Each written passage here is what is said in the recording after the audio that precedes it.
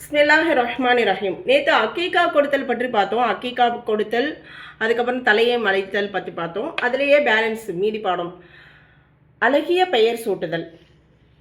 ஆகவே நாம் நமது பிள்ளைகளுக்கு அழகிய பெயரை வைக்க வேண்டும். ஏனென்றால் மறுமை நாளில் அந்த பெயரை கொண்டும் அவன் தந்தை பெயரை கொண்டும் அவன் அழைக்கப்படுகின்றான்.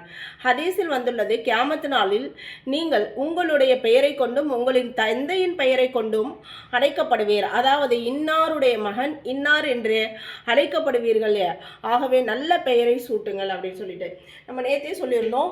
பெயரை நாம் முதல்ல அர்த்தமுள்ள பெயராக பார்த்துட்டு வைக்கணும். ஏதாவது ஒரு பெயரை வச்சுட்டு ஆலிம்கள்ட்டையும் உலமாக்கள்கிட்டையும் போய் இதுக்கு அர்த்தம் சொல்லுங்கன்னா இன்றைக்கி நெட்டில் இருந்து நிறைய பெயர்கள் எடுத்து வைக்கிறீங்க. அது மாதிரியான நிறைய பெயர்களுக்கு அர்த்தங்களே இல்லை.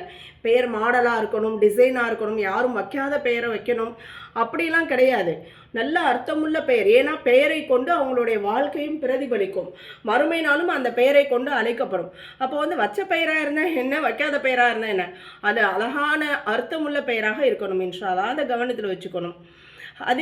அடுத்ததாக ஹதீஸில் நல்ல பெயர்களை சுட்டி காட்டப்பட்டுள்ளன. நபி ஸல்லல்லாஹு அலைஹி வஸல்லம் அவர்கள் கூறினார்கள், உங்களது பெயர்களில் அல்லாஹுக்கு மிக விருப்பமான பெயர் அப்துல்லா, அப்துர் ரஹ்மான் என்பதாகும். மற்றொரு ஹதீஸில் வந்துள்ளதாவது, நபிமார்களின் பெயர்களை போன்று பெயர் சூட்டுங்கள். உதாரணமாக மூசா, இப்ராஹிம், இஸ்மாயில் இது போன்று. மேற்கூறப்பட்ட ஹதீஸுகளை முன்வைத்து ஆலிம் பெருமக்கள் எந்த பெயர்கள் எல்லாம் அல்லாஹுடன் இணைக்கப்பட்டிருக்குமோ அவை விரும்பத்தக்கது ஆகும். மேலும் எந்த பெயர்கள் எல்லாம் அல்லாஹ் அல்லாதவர்களின் பக்கம் இணைக்கப்பட்டிருக்குமோ அவை ஹராமாகும் என்கிறார்கள். அல்லாஹு தாலாவின் உள்ளமை பெயர் அல்லாஹ் என்பதாகும்.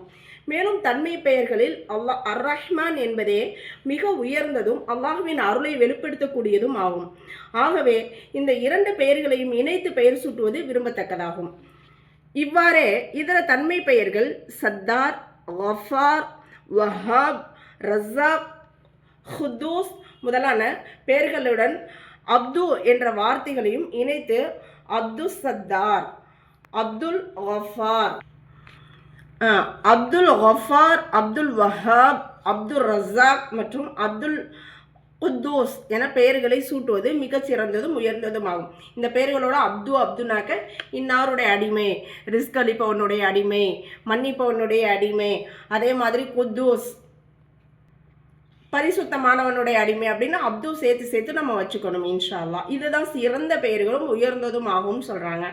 ஏனென்றால் வணங்கப்படுபவன் எனும் அந்தஸ்து அல்லாஹு தாலா ஒருவனுக்கு மட்டுமே உரித்தானது. அல்லாஹ் அல்லாத வேறு எவரையும் வணக்கத்திற்குரியவனாக ஆக்கி கொள்ளக்கூடாது, கொள்வது தகாத செயலாகும் அப்படின்னு நமக்கு சொல்லப்பட்டிருக்கு. ஆகவே அல்லாஹ் அல்லாதவர்களுடன் அப்து என்ற வார்த்தைகளை இணைத்து அப்துல் காபா என்றோ, அப்துல் உமர் என்றோ, அப்துல் அலி என்றோ பெயர் சூட்டுதல் தகாத செயலாகும் அப்படின்னு சொல்கிறாங்க.